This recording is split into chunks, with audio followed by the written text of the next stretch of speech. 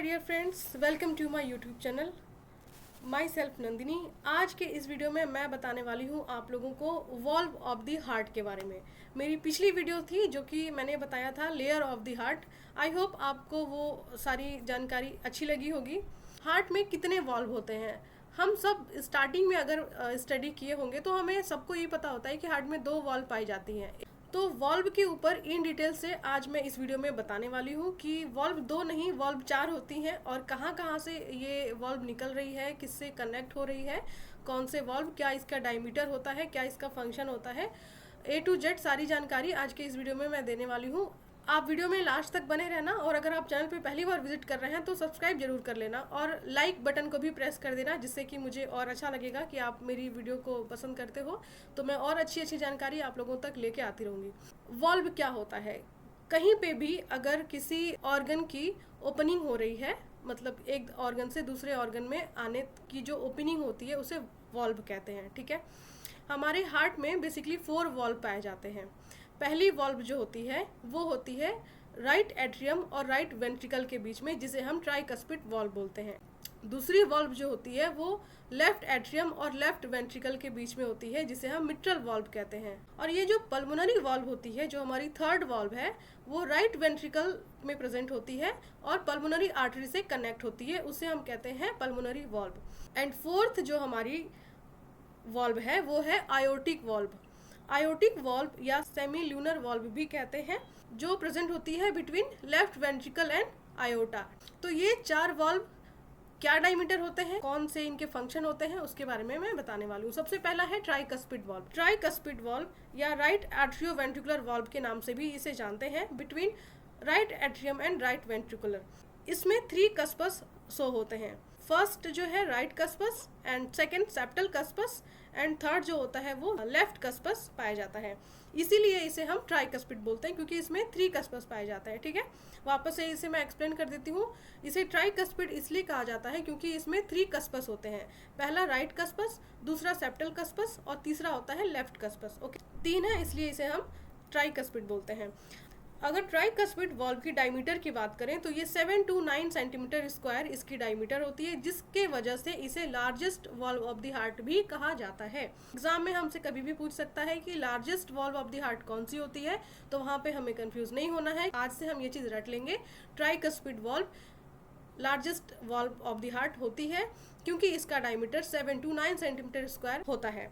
Second जो valve है वो है मिट्रल वॉल्व। मिट्रल वॉल्व को हम बाइकस्पिड वॉल्व या आर्ट्रियोवेंट्रिकुलर वॉल्व के नाम से भी जानते हैं। That consist 2 कस्पस।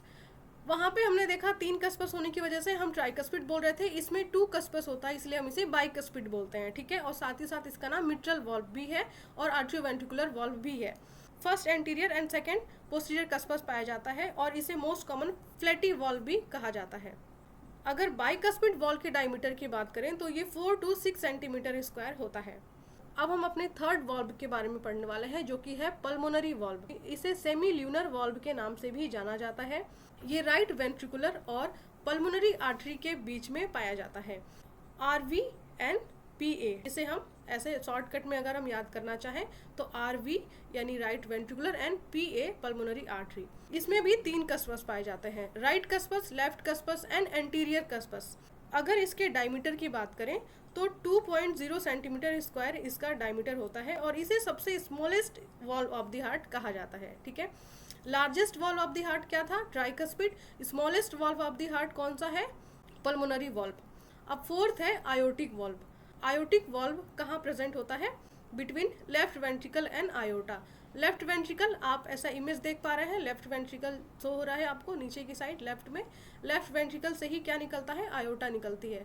तो लेफ्ट वेंट्रिकल और आयोटा को कनेक्ट करने वाली जो वॉल्व होती है उसे ही हम कहते हैं आयोटिक वॉल्व। इसमें भी 3 कस्पस पाए जाते हैं, राइट कस्पस, लेफ्ट कस्पस एंड पोस्टीरियर कस्पस। ठीक है, यहाँ पे ये ध्यान रखना है, पल्मोनरी में था राइट, लेफ्ट एंड एंटीरियर, और इसमें सेमी ल्यूनर यानी आयोटिक में है राइट, लेफ्ट एंड पोस्टीरियर। अगर इसके डायमीटर की बात करें तो 2.6 से 3.5 सेंटीमीटर स्क्वायर इसका डायमीटर होता है। तो ये तो था वॉल्व के बारे में कि हार्ट में कौन कौन से वॉल्व और कहाँ कहाँ पाए जाते हैं, उनका डायमीटर क्या होता है।